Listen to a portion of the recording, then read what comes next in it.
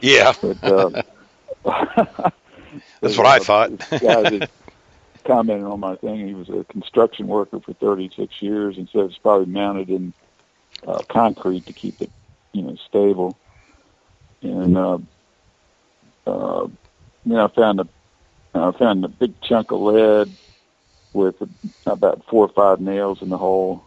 And then I got this signal, and I got right up against the chain link fence. I've never been able to do that with any other detectors without picking up the fence itself. And I had probably the coil about a half an inch away from the fence, and I got a strong hit, and I dug down maybe 2 or 3 inches, and it was right near the sidewalk, and it was an Indian head penny. So that was kind of surprising. I thought it was going to be a wheat penny, and it turned out to be I think a 1903 Indian head, fairly good shape. That's cool. But yeah, it was. I've only found 3 Indian heads in the yard out of over 200 coins. I haven't found one in so long, Craig. It's not even funny. It seems, 6 months. I usually come across them, but it's. I keep thinking, I got one Civil War, Indian head. I got an 1864. Mm-hmm. It was a thin one, but I keep thinking there's got to be another, Civil War coin or colonial coin even in there. I think you need to scrape off corner. I'd found a yard probably, I don't know, 50 yards away. I got I think it was an 1805 large cent. Mm-hmm. But I've been finding, little pieces of lead here and there. But that video, I don't know what's going on. I got, I think the first night I got over 300 views, and then it's been a week, and I'm up to 1,460 views already. That's awesome. So, well, usually, 200 is about 250, 300, is what I usually get for a week. So that's what we were talking about a couple weeks ago about that. Material for some more videos, about my yard. I'm still hunting it. I still haven't hunted it with the bigger. Also, I haven't all the in the boxwoods along the side of the fence, going down both sides of the yard, both in the front and the back. Well, Brandon was thinking the same thing as I was. I said, I think we need to take 6 inches of soil out of your front yard and then start detecting again. That's what I was thinking too. And Brandon kind of put that up there. I was, over the years, I was thinking, just to dig, just dig about a 5 by 5 section and just dig down 2 or 3 feet and check all the dirt. Heck, what the heck? I did that in my garden, and I found nails down, way down in the ground, 2.5 feet deep in the ground. But I think I found 1 wheat penny, but in that area. But some places it just there's just nothing there except for iron. But there's other parts of the yard closer to the road. It seems to be that was an original road. And I know it dates back at least to 1825. Mm-hmm. It could have been even earlier, but so it seems like there's more stuff right along that road closer to it. I see Mike Miller's on chat, and so is Bob is from Maine, so he's up there north of Brandon, actually. So a couple other guys checking in on chat there. Like I said, feel free to get on there, log into Spreakers.com, and get on the chat part of it, and that way you can pick these guys' brains a little bit. These guys have a ton of experience with a lot of different detectors. So anybody new out there is thinking about getting into the hobby, feel free to ask away to these guys. They'll help you out. They're real good people. So, but Craig, rip out about 6 to 8 inches of soil out of your property and detect it again. I bet you find a bunch of stuff. I mean, I was finding stuff yesterday. She was having me dig these iron signals and pulling stuff out. But I did have a couple where I think one was a piece of stainless or some kind of a mixed metal. But I dug like 5 or 6 nails out, and then I said, well, still getting a signal, and was down there in the sidewall was a piece of stainless steel, or looked like stainless steel anyways. And it was about 1 inch by 2 inch uh, flat plate kind of thing. And I did it also with a couple pieces of brass, a brass ring. I got, I don't know, it's like a washer, a brass washer. And I dug like, 2 or 3 pieces of iron out, and then, was still getting a signal, and went down deeper, and I ended up digging the brass washer out of there. It was kind of different. I don't know what the heck was. This property's strange. I mean, Mike hunted with me on another property over down the road here from my house, and we dug all kinds of weird junk. Nothing worth anything, but uh, it just surprises me that I haven't come across more coins. But I just keep on moving big iron out of the way and figuring I'll eventually get into the coins. There's got to be something there. So. My wife always tells me, so, well, this was a poor area, so if they lost a coin, they were looking for it. So I believe it now. I battle with that all the time, trying to find coins. And I do find wheat pennies and stuff like that, obviously, and, Lincolns. But Indian heads, if I find one of those, I'm pretty ecstatic. So. I like Indian heads anyway. I mean, it's just a cool looking coin. Yeah, it's one of the best coins I think they ever came up with, to be honest with you, as far as design goes. I always like the standing Liberty quarters too. That's one of my favorites. I did find a buffalo Yeah, nickel. I've never dug a good one now. Like as far as it had any detail much on it. Yeah, its dates are always shot on them. I've got one with a date, and it's I think 1925, but it's not real good. But then I got another one that's got a 3, so I know it's a 1930, and they didn't make any other. I don't think they made a 31 quarter at all, and then they started the Washington quarters, I believe. 32. Yeah, I'm not even sure about that. I used to know that kind of thing. I guess I forgot it. I know they stopped making wheat pennies in 1959, something like that. 58. 58. The last year was 58.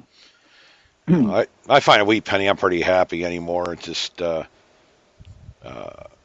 it's getting tougher to get permissions on some of these properties, and it kind of, I don't know, happen upon them sometimes. The last couple I've kind of happened upon them, trying to help them clean up the property because they're digging so much iron and stuff sticking out of the ground and wires and this and that. And I was kind of following pipes that were in the ground, probably about 3 or 4 foot down, probably about 3 foot actually, 2 to 3 foot. But I was following those around. I was kind of saying, that's a pipe right there. See how I'm following it and kind of walking along with it. It's going in one direction. A lot. They didn't even know a house was there. The owners of the property had no idea. They bought both lots at the same time, and I guess they combined them or whatever. They were shocked.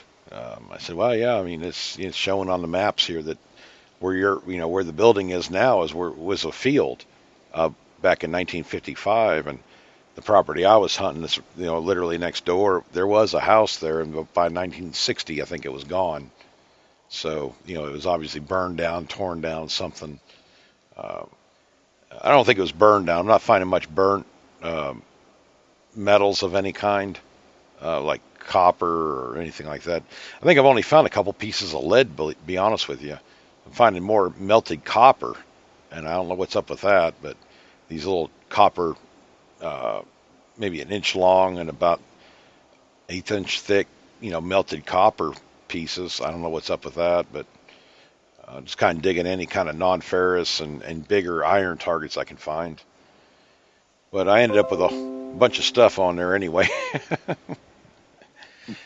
But I haven't seen Mr. Bill Pendergrass on the line tonight. I was kind of surprised. He may have had to work tonight. It's Thursday night, so figured he may kind of check in on chat right there.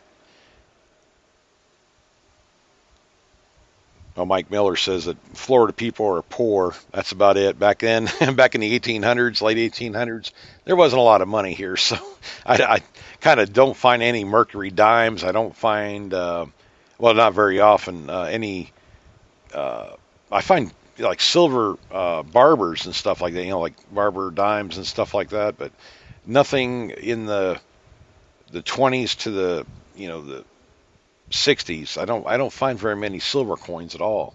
Strange, but it was a poor area, so they probably didn't have a lot. And Craig, you have everything. It seems like. I'm surprised you haven't found a real on your property. That's what it Well, seems like. there was one found in the Masonic Temple field, I know. Yeah. They won't say, but I found out from they got an archaeological site over there that it's been going on. Usually have a summer camp every year around June, July. They charge kids to basically sift dirt, for a week there. But I know 3 relic hunters that put their kids in the camp just to see what they were finding, because they won't tell you. And, That's funny. So I was at this meeting, and this guy comes up to me and goes something back, "Hey, you live like 2 houses from the property." And he said something about, and I said, "Hey, it's a National Heritage Site now. Just became one, I think, last year. Yeah. Historical heritage or whatever." And there's a Civil War fort, remnants of it in the field. But they're basically digging around an old, what they call a mystery mansion. And I have a picture of 3 guys that are right in the doorway of the mansion, and it doesn't look like a mansion to me in the picture, but it's a dwelling. But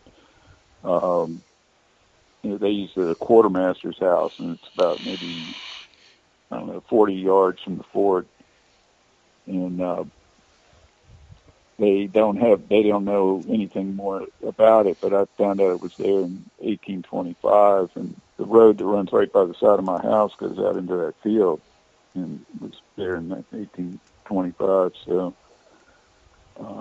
there's a lot of history on top of that hill. They found, anyway, one of the relic hunters' kids found a 3-cent piece in a 1798 half real, and they found another guy's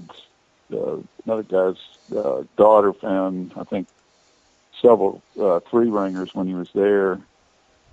And so he was telling one of the archaeologists, if you take a toothpick or stick or something, go around in the hole, there might be a number or something in there. So she looked at him real funny and walked away, and went over and talked to the archaeologist, and then came back and said, "You're one of those collectors." So, I don't know, Craig. I think you're close enough to that property. You probably could nighthawk it a little bit. Let those kids kind of dig down a half a foot or so, and then you go in there and metal detect and get all the goodies. Never mind. Well, years ago, I have metal detected over there a few times, but that was like 30 years ago. And yeah, one time we were metal detecting the front, where they bulldozed, put the new road in. I mean, it wasn't really even their property. It was going to be a new road, and I